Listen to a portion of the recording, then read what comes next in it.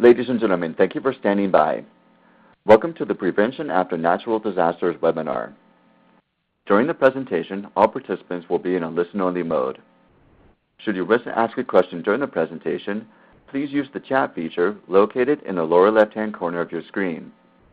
As a reminder, this conference is being recorded today, and I would now like to turn the conference over to David Wilson. Please go ahead, David. Thank you. Hello, everyone. I am David Lamont Wilson, and I am a public health advisor at the Substance Abuse and Mental Health Services Administration at the Center for Substance Abuse Prevention, or CSAP. I am pleased to be your moderator today for this National Prevention Week Prevention After National Disasters webinar.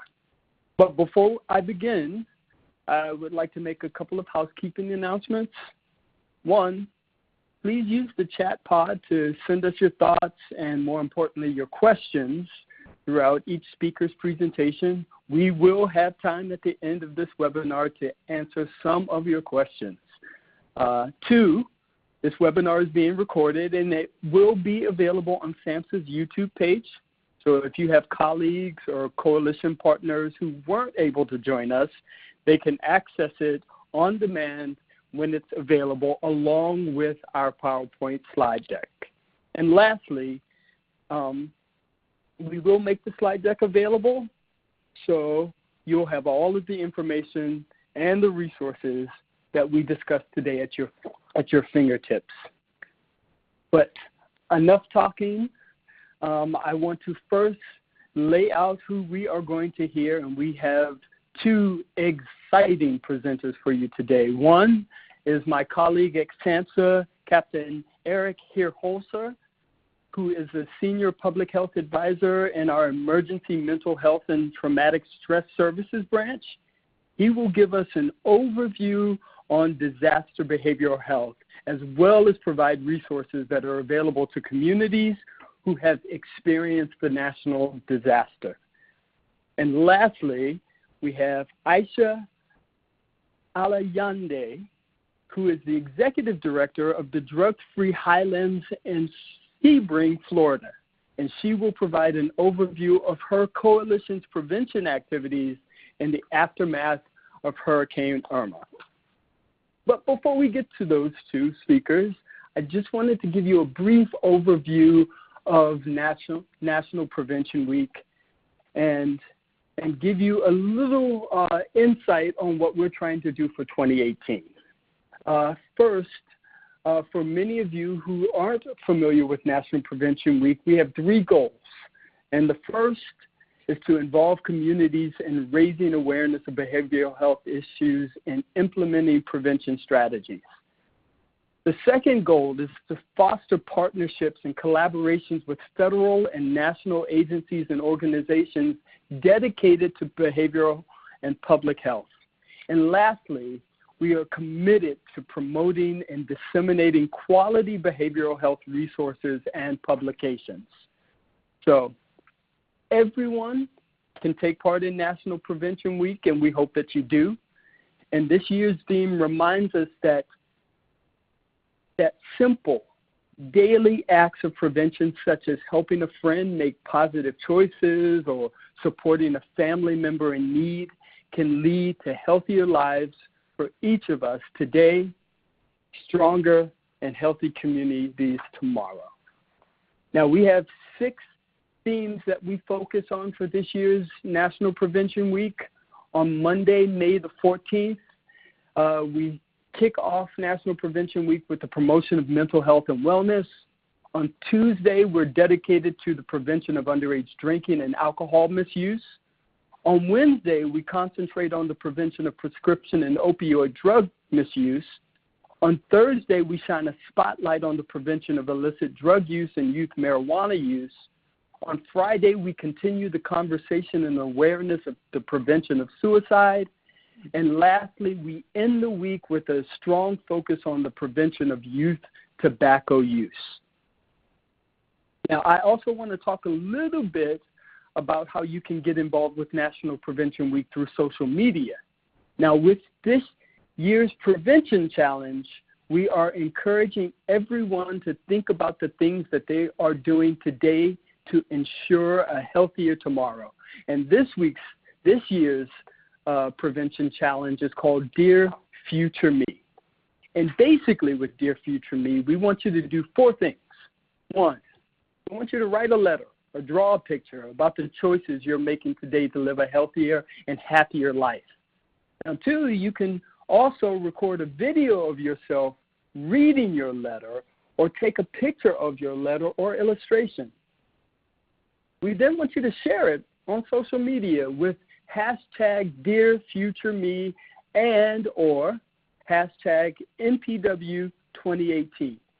Now you can find more information and watch all of the promotional videos that we have around Dear Future Me, just to give you some clues and examples of what to do, by going to www.samhsa.gov/prevention/week/prevention challenge. I would be remiss if I didn't tell you all about all of the national prevention resources that we have. SAMHSA will be providing many resources and tools for individuals and organizations and communities to use to participate in National Prevention Week, and more importantly, to engage audiences in substance misuse prevention awareness. Now, our NPW webpage, which is www.samhsa.gov/prevention-week, is a very interactive web page that hosts information and downloadable resources that you will need to get involved with NPW, and that will help to increase awareness and understanding of prevention of mental and substance use disorders. Now, if you don't want to download all of those materials from our website, we have something that we call the NPW Toolkit wristband that has each and every one of those materials on a flash drive that we will more than happy send out to you. These wristbands are advertised on our webpage so that everyone interested can request one or as many as you need for your NPW events. And then lastly, I just want to say that we do a very good job of collaborating with our partners. So it's not just SAMHSA materials that are covering the wristbands. It is all of our federal partners as well. And those materials include things like our calendar and our fact sheets and all of our promotional materials and our pull-up banners and many, many more. Most of these materials are also available on our website, and they are all there for you to use to promote any NPW events that you are having. Now, lastly, I want to tell you, we want to hear about the things that you're doing in your communities. And it's so important that we know what you're doing in your communities, because we're trying to build this network, this coalition of what prevention looks like across this country. And you can do that by going to the website, and there is a feature that is brand new that allows you to tell us about your activities.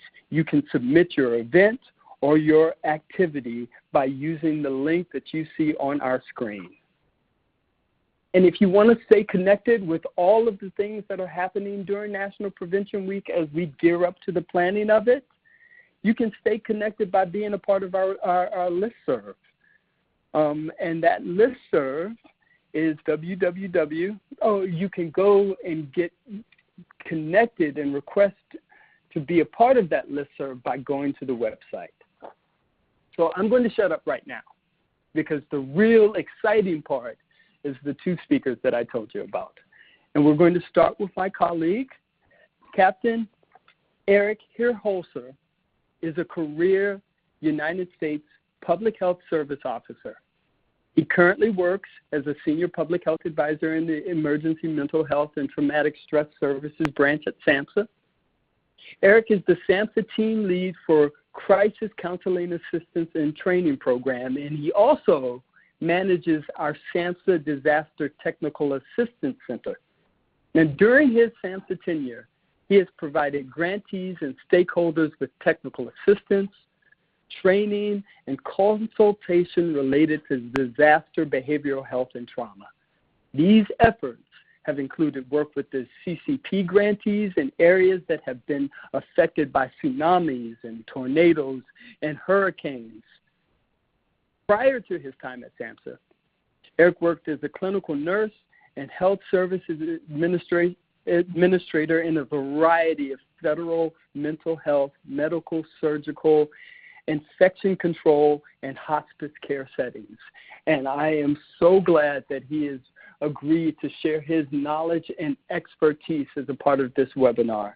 So Eric, my colleague, please take it away. Thank you so much, David, for that wonderful introduction. So as David mentioned before, I'm going to share with you a little bit today about disaster behavioral health and also give a brief overview of some of the SAMHSA resources in this area.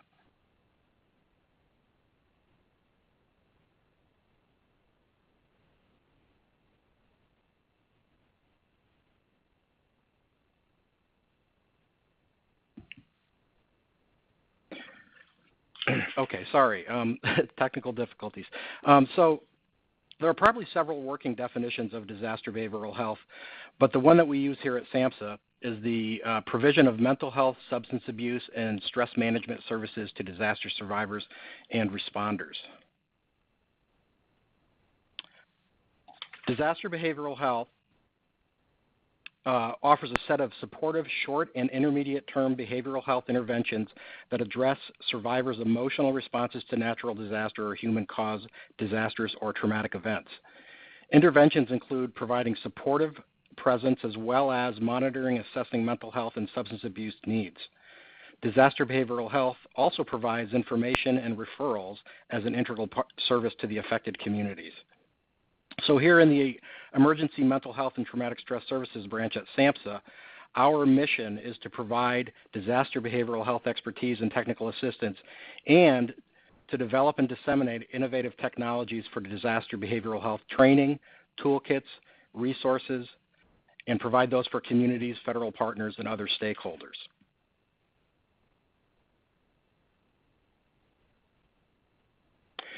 So, practically speaking, what do disaster behavioral health services seek to do?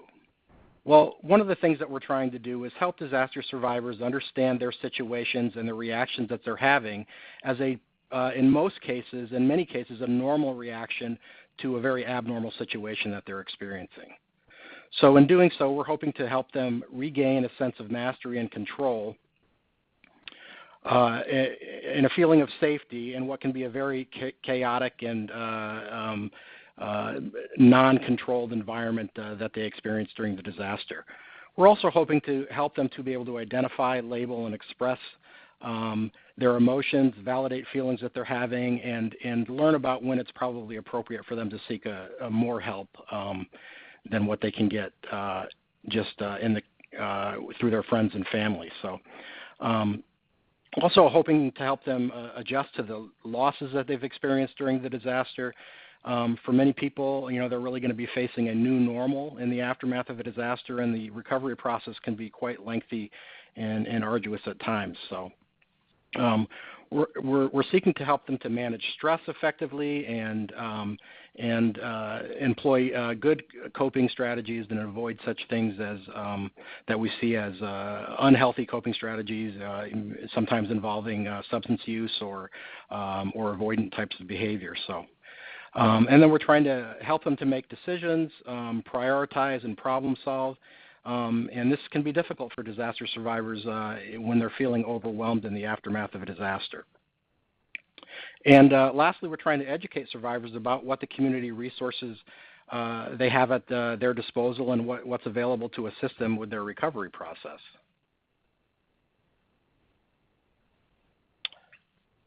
So this slide illustrates the population exposure model. And, essentially, if you look at the slide closely, what it really is trying to communicate is that everybody within a community that experiences disaster is affected by it in some way. The impact of the disaster can reach far beyond the individual survivor and may exacerbate previously experienced trauma. The population exposure model articulates the effects that the disaster can have beyond the disaster survivor into bereaved extended family and friends, disaster responders, and people from the larger community.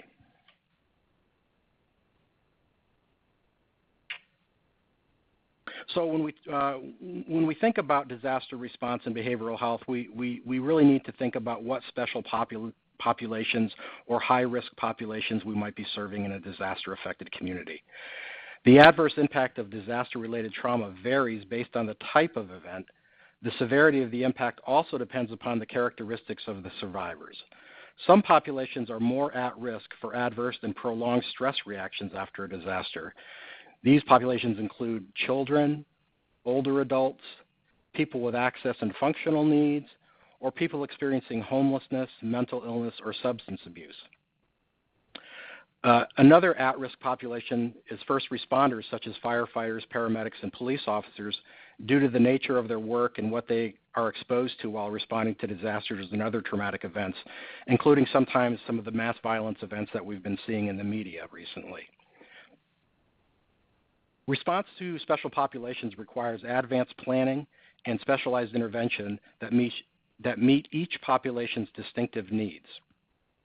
Other risk factors for a more severe reaction include being injured during the disaster or witnessing injury or death, the loss of a loved one or friend involved in a disaster, a history of past trauma, especially childhood trauma, and sometimes lower socioeconomic status, having less education, not being able to speak the predominant languages are also other risk factors that may influence a more severe reaction.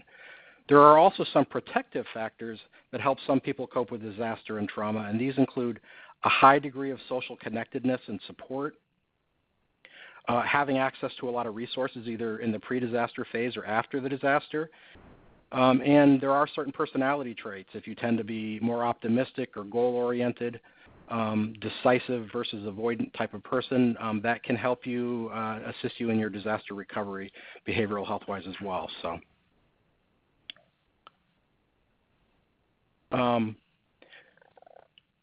the phases of disaster that are illustrated in this slide are the typical emotional trajectories experienced by disaster survivors and affected communities.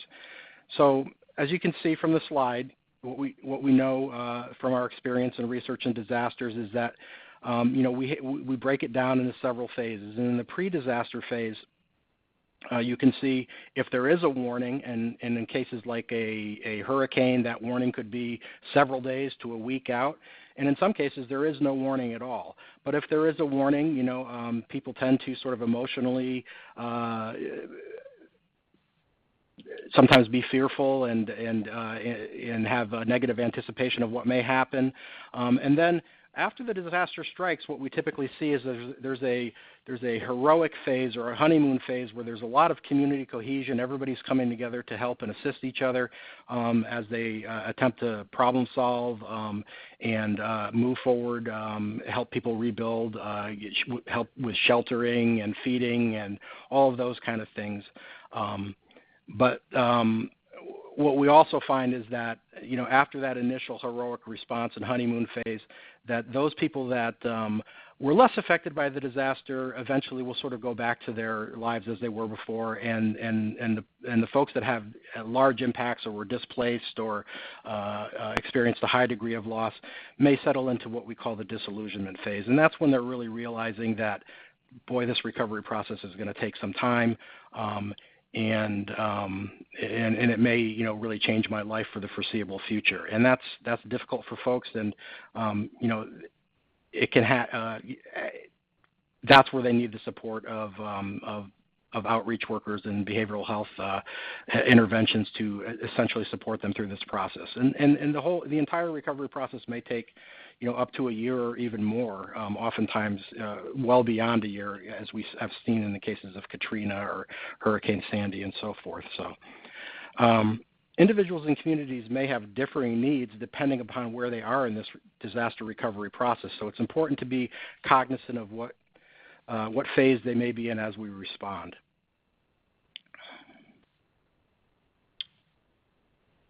So in disaster behavioral health, we often talk about the many, the some, and the few. And the good news is that many disaster survivors are naturally resilient and will recover over time without any formal intervention by connecting with their natural support systems, including family, faith-based organizations, teachers and classmates in schools, coworkers, or other community organizations. Some folks are going to be requiring a little bit more support to help them cope with and understand their reactions and get linked to available community resources.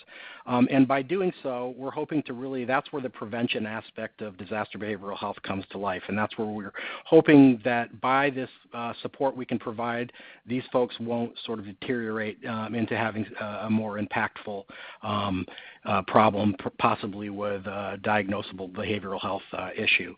So, and then a few disaster survivors may have more severe reactions that require referral to clinical mental health or substance abuse treatment services or other social services. So for many of our efforts in disaster behavioral health are focused on enhancing the natural and individual community resilience by linking survivors to needed resources, information, and existing community support systems, supporting those at higher risk for severe reactions, and ultimately an element of case finding to assure that individuals with a high level of need or severe reactions are referred to the appropriate behavioral health treatment or social services.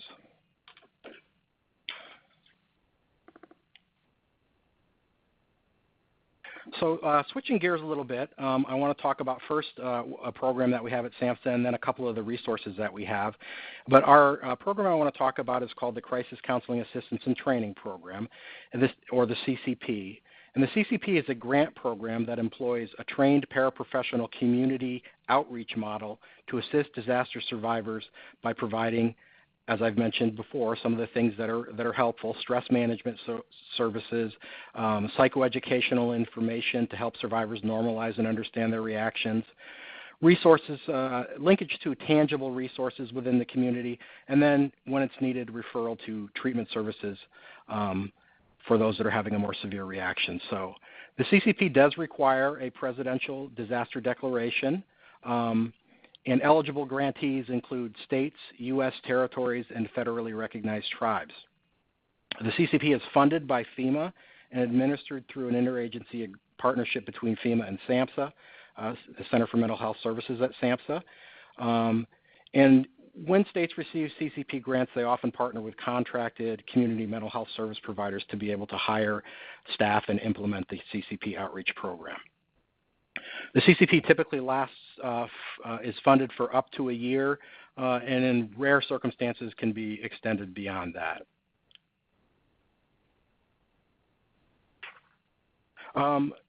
One of SAMHSA's resources that we have at our disposal is our Disaster Technical Assistance and Resource Center, or SAMHSA DTAC. The contact information is on the slide. DTAC provides training, technical assistance, and resources on all phases of disaster preparedness, response, and recovery. DTAC also maintains a cadre of consultants to assist localities with their disaster trauma-related needs, supports CCP grantees, and also has a large resource collection that's housed on its website.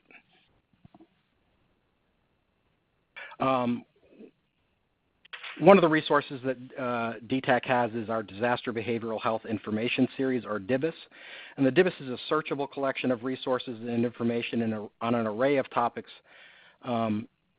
Each resource collection is organized by topic area, for example, disaster type, special population, or audience, and can be filtered for to further narrow the search results. Each entry in the collection includes an annotated bibliography as well as a link to the resource. And some of the examples are our DBIS collections on children and youth, substance abuse and disasters, disaster responders, or specific disaster types and resources for those. We also have a variety of tip sheets, publications, and pamphlets that can be ordered either on the SAMHSA store as hard copies, or can be downloaded from the SAMHSA store or SAMHSA DTAC as PDFs. And some of these include tips for parents and teachers for talking with and helping children and youth after disasters, and tips for managing, general tips for managing stress after disasters.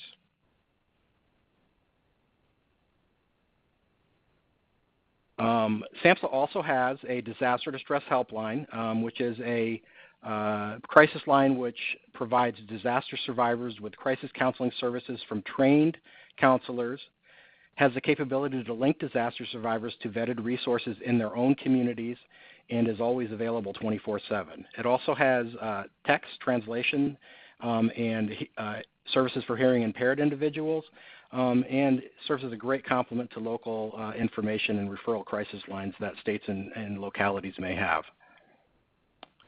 And then finally, just wanted to touch on the fact that we do at SAMHSA also have a disaster app, which makes many of SAMHSA's resources available to disaster survivors and responders electronically through the push of a button via your smartphone device.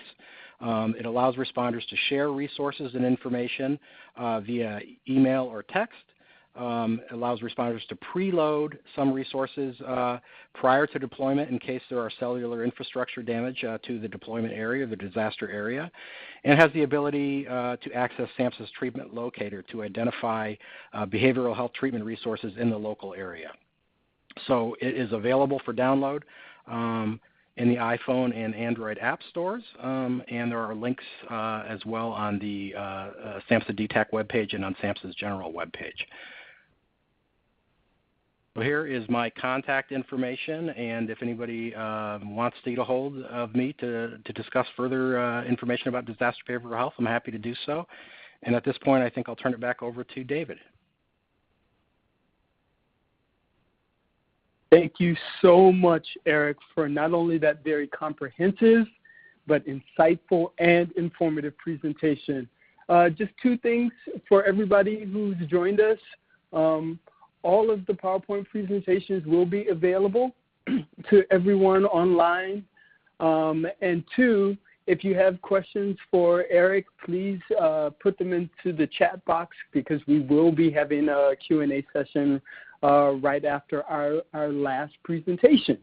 And with that said, I would love to introduce our final presenter, Ms. Aisha Alayande. Aisha has been the Executive Director of the Drug-Free Highlands Coalition for 2 years and has been with the coalition since 2011. Through the coalition, Aisha works with many sectors to creatively promote health and wellness and incorporate events and programs that aim to increase positive social norms through education, policy change, environmental strategies, and mental health awareness. Aisha is certified in mental health first aid and is a certified Strengthening Families facilitator and safe server training. She is a board member of the Children's Service Council of Highlands County, a member of Community Anti-Drug Coalitions of America, or CADCA, a member of the Florida Alcohol and Drug Abuse Association, and she sits on the Fetal Infant Mortality Review Committee for Hardy, Highlands, and Polk counties of Florida. We are in for a real treat because Aisha, not only with her strong work that she does for her coalition, but she has been firsthand witness to a lot of the disaster that has happened as a result of Hurricane Irma. So without any further ado, Aisha. Oh, hello, and thank you for the introduction. I hope everyone is having a wonderful afternoon. So I'm going to jump right in. Again, yes, I am the Executive Director of the Drug-Free Highlands Coalition. Our coalition is in Central Florida in Highlands County. The county seat is Sebring, and we cover Avon Park, Sebring, Lake Placid, some other towns, Loretta and Venus. So our population, and let me move the slides along. So our population, we have about 100,000 residents, and we're in a rural community. And about 20% of the community lives below the poverty level. And after Hurricane Irma hit us, we had about 99% without electricity. and for weeks there was about at least 50% that was without electricity. And what I will say about the community is that there was a cohesion, definitely a way that the community came together in regard to, food, really the basic needs. So food and, if someone had electricity, people were welcomed there. As far as gas, our county commissioners really did a wonderful job of providing information, through whatever means of technology was available. So in regard to our coalition and how we used our resources and what we did to support our community, we had awareness events, did a lot more community engagement, used social media, social marketing campaigns, and thought about the prevention training that a lot of our leaders would need. And if you can see in that slide, I'm going to talk to you about Backchat, which is a town hall meeting that we kind of did a remix on, lunch, listen, and learn, reading rounds, and a couple of other things that we have done so that we could strengthen our community. So Backchat is an updated town hall meeting, and we couple pop culture and interactive communities so that we can basically bridge the gap. The word Backchat basically comes from my background as a West Indian. And we, a lot of times the parents would say, no Backchat, no talking back. But here we wanted our community to talk back to us, tell us what the issues were, and we wanted to provide a safe environment to make that happen. So when it came to Backchat, it wasn't about a town hall meeting where someone was hurling insults at the presenter. This was and is an environment where people speak to each other about what they're feeling with a moderator, which typically would be myself or one of our board members or coalition members, literally taking notes using our laptop or iPad with the notes being projected on a screen. And that way, everyone could see, okay, this is what this person is saying, this is what, another person is saying, and being able to look at the different perspectives so that we could all acknowledge that not only are we possibly part of the problem, but we are also part of the solution. And we could collectively come up with how to attack what's happening in the community. We also looked at PSAs. Now, a lot of times when you think of a PSA, you think of it being broadcast, on your television station or whatever. What we did, because a lot of people use, they don't watch TV, they're on their smartphones and everything, or we go to the movies, we did PSAs that show up in our movie theaters, in our local movie theater. So we have a group called Acting Out, and that is the youth component to our coalition. And not only do they do policy and advocacy, that's a new word, but they look at the issues that are happening, substance abuse, mental health, suicide, and they write skits about it and perform them. And what we did is we did a couple of different PSAs, one about drinking, one about prescription drugs, and those PSAs play before every movie that shows in the movie theaters in Highlands County. So that was one thing we did. Another thing we did after Irma is we were present at all of the different chamber luncheons to provide information to our business community on how to better help their clients and even look at how they were showing up, because the hurricane affected everyone. So we provided resources actually from SAMHSA, like the tips for survivors of a disaster or other traumatic events. and the other one regarding tips for taking or talking with and helping children and youth cope after a disaster or traumatic event. And we provided those to the business community. We provided them to teachers, first responders, anyone who would listen, anyone who showed up at the different events that we provided. Let me see here. So I explained back chat, and those would take place throughout the year. We had one with law enforcement. We're having another one with one of our providers, Next Generation. They do a youth residential program and outpatient services, and they are going to talk about addiction and recovery and what that whole process looks like. Because when there is a natural disaster, there also is, what's the word I'm looking for? You'll see the rate increase in regard to substance use, mental health issues, and things of that nature. So we wanted to, again, make sure that we were tackling this issue from all of the different areas.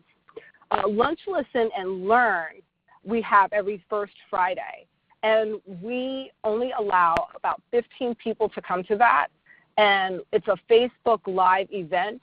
And we sit with community members, prevention partners, and talk about the different topics so that, again, we are providing a safe place for people to communicate, because the opposite of addiction is connection.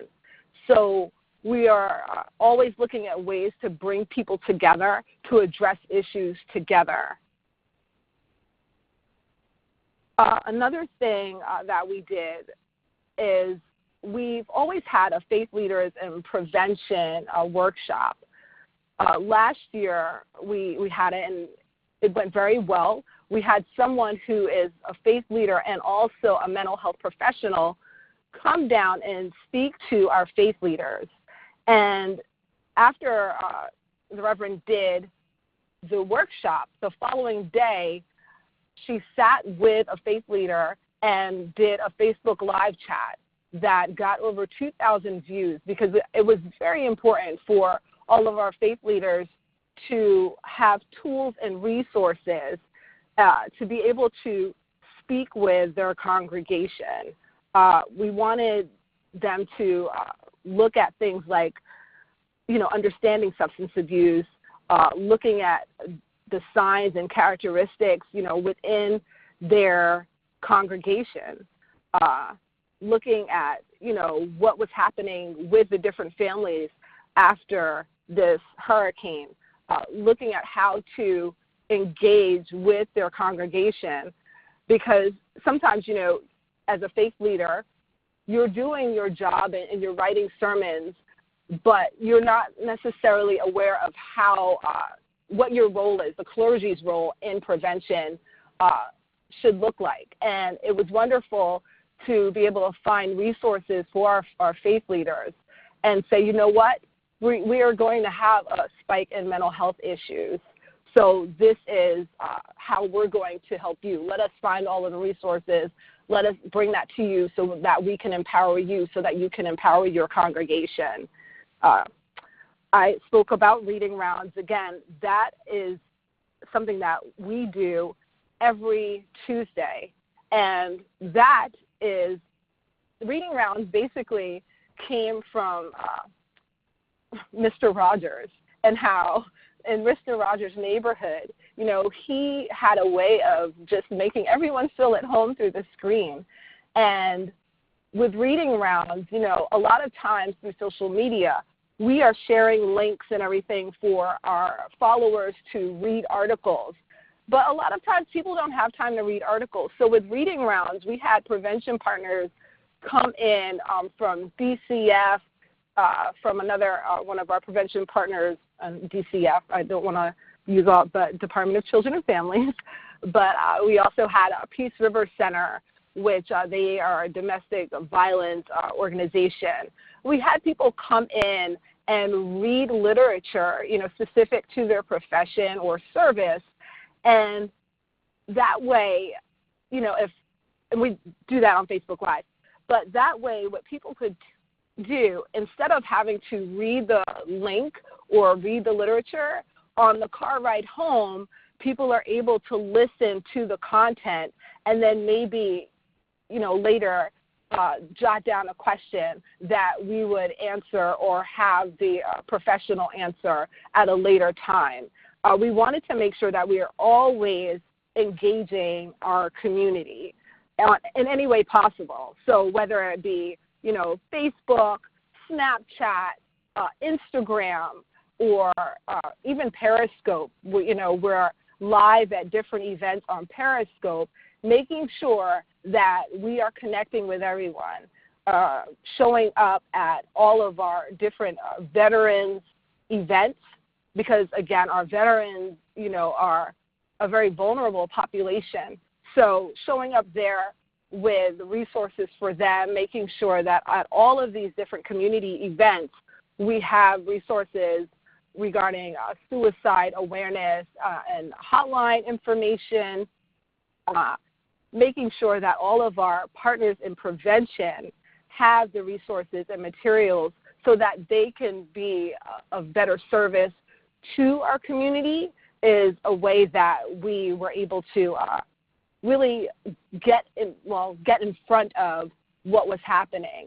Another thing that we did was we got with the school board and talked to them about mental health first aid for their faculty and staff.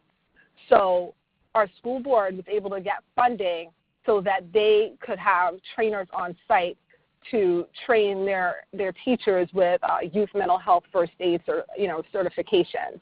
And now we're working with the hospitals, to make sure that they have trainers so that they can train their staff to be mental health first aid certified as well.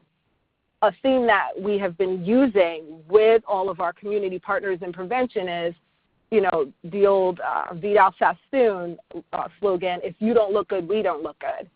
So we have been going beyond the zip code to look at, who is hurting the most, and if they're not looking good, then we're not looking good, and how do we address that? Making sure that there is self-care for our community leaders is another thing that we have looked at. So I just, in regard to our community partners in prevention, gave a list of the different partners so that, if you as a coalition executive or a member or some other form in which you participate in the wonderful world of prevention are inspired, that is wonderful. Let's see here. So again, these are some of the resources that we share throughout the community at different events with our leaders, with community members. And we are there as a resource, making sure that, if we don't know, then we're pointing them in the right direction. Let's see. And I think that is it. Yep, that is it. And again, my name is Aisha Aliande, and here's my information. If you have questions about anything that you have seen in the slides, please feel free to contact me. The links are in the slide presentation, and if during the question and answer session, if somebody has questions or something, I'll make sure that I get the information so that it can be researched at a later date. But thank you so much for having me. Thank you so much, Aisha.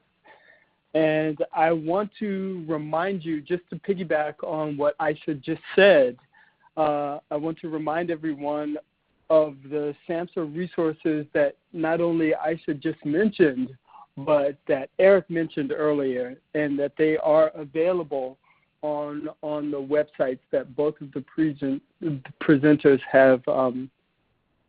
shown us.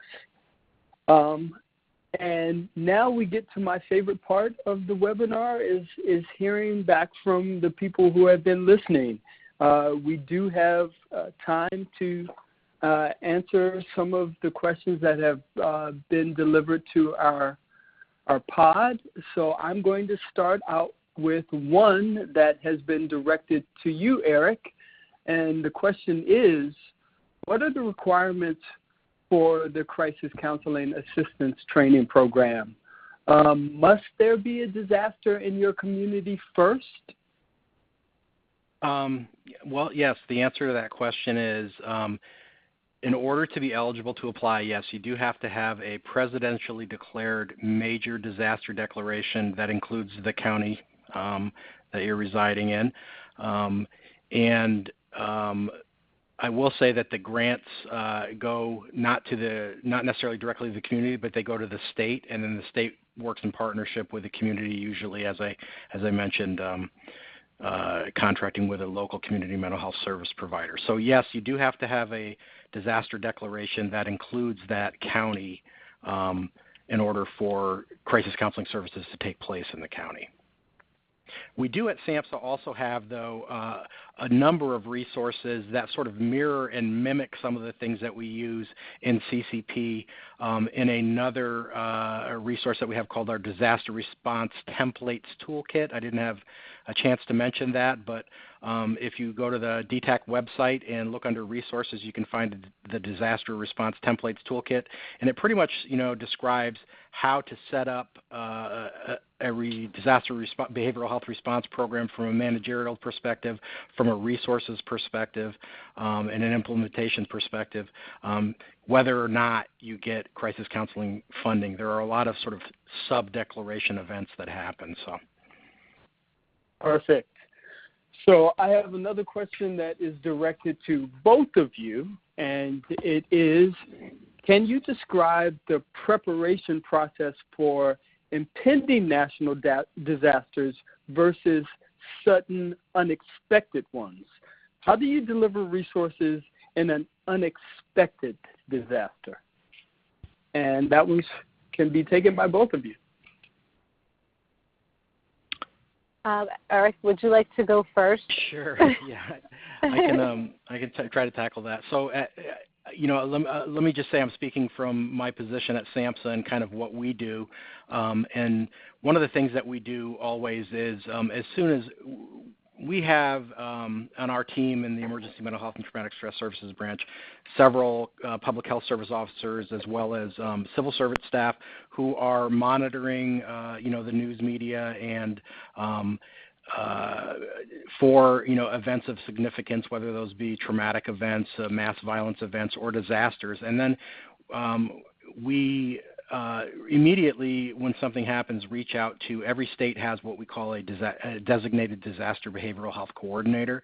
So we immediately reach out to them, gauge what the level of need that they've been able to find in the community, and what resources from SAMHSA we might be able to provide to assist them.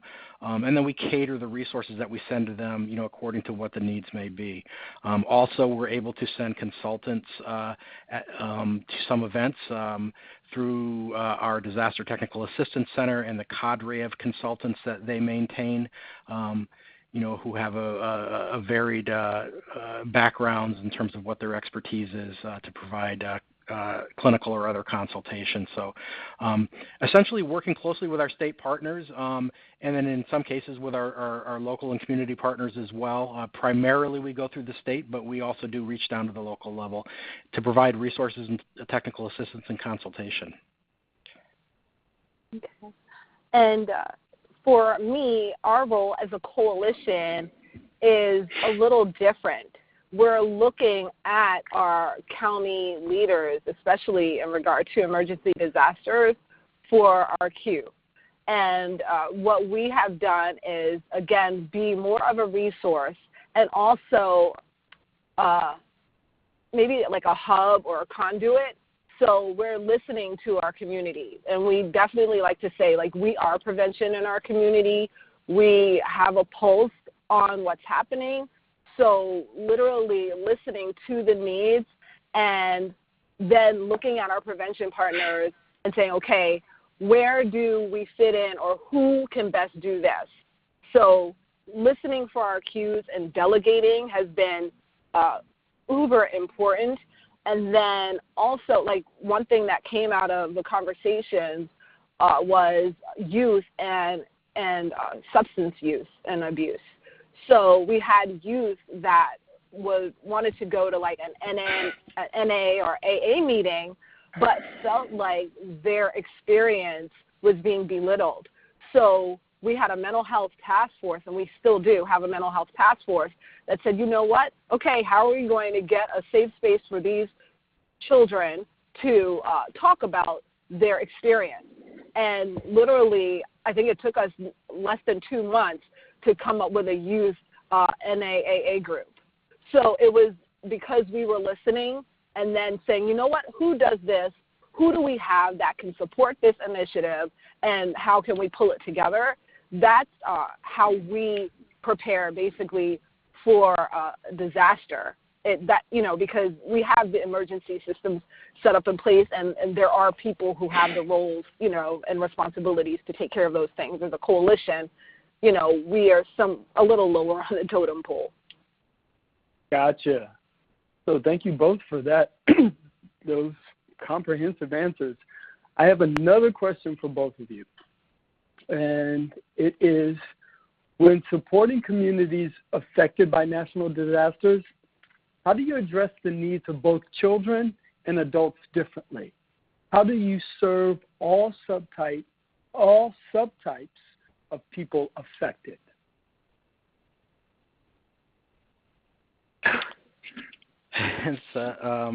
That's a very good question. I think the key from my perspective is just cultural competence, knowing the community that you're serving, knowing who the populations you're serving, what populations might be at higher risk and have special needs, and then making sure that you are able to access those folks, whether that be connecting with, community leaders that represent that population or other gatekeepers, connecting with organizations that's affiliated with that population. So if it's children, reaching out to the schools and trying to make inroads and connections to provide, to let teachers and counselors know how important it is to address children's behavioral health reactions, or whether you have maybe there's a minority non-English speaking population that lives within the community that doesn't necessarily have access to the same information at the same level.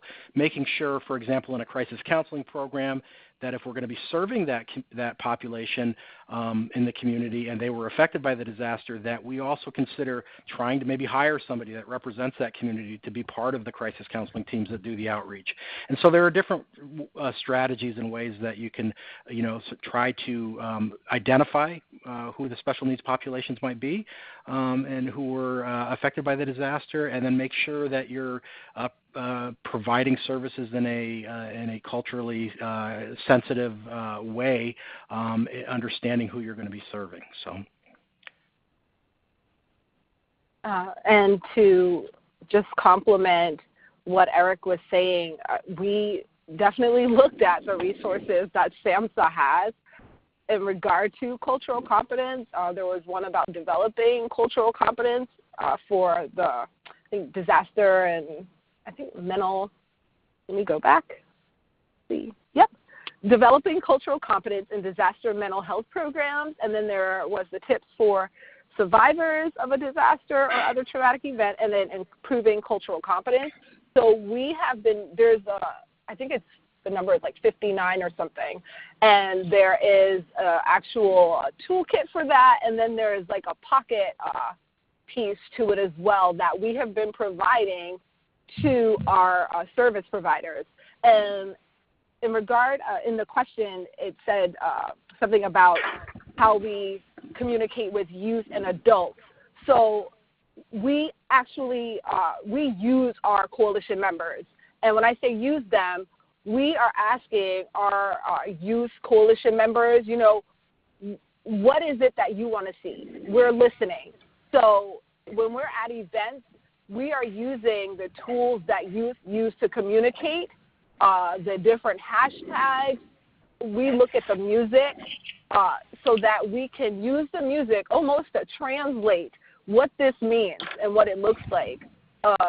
Then as in regard to our adults, you know, we have a Far From campaign that we literally took from the Volkswagen Fahrvergnügen, and that is a way to lightly speak to our adult population about the different substances, you know, whether we're talking about far from drinking or far from drugging or whatever. And we use pop culture to speak to the different generations. And in regard to what Eric was saying earlier about populations that may speak different languages, on our coalition board, we have a member that actually translated during one of our back chats, the town hall type meeting that I was referring to make sure that everyone is getting information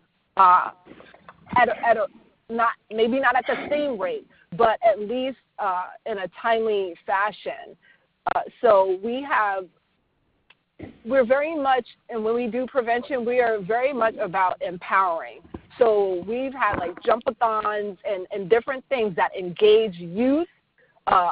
You know, we use social media. There's a fun one called Kahoot, KAHOOT.com, where it's an interactive survey where you can use, you know, take out your cell phone since we're always on them anyway. So that is how we have engaged both youth and adult population in talking about, you know, mental health and what things are looking like after this disaster, you know, because our mental health has been attacked. And it takes a while for us to come back or, you know, from daily challenges and then to further impact your daily challenges with a hurricane, you know, is a lot. So again, it's about knowing where people are, reaching people where they are, and using a language that they understand. Wow. Nice. So I think we have time because I think I have like 1 minute for one more quick question, and it's directed to both of you. Is there currently work being done to assess prevention strategies used in recent natural disasters?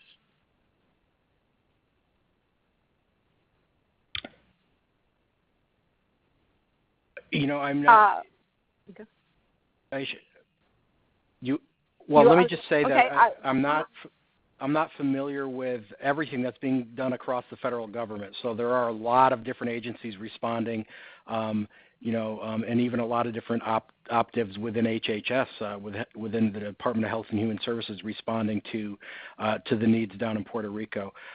I do know, I can tell you that we have a current crisis counseling assistance and training program that is running in Puerto Rico that has hired 300 crisis counselors that are canvassing door to door and providing outreach, connection, and psychoeducation throughout the island.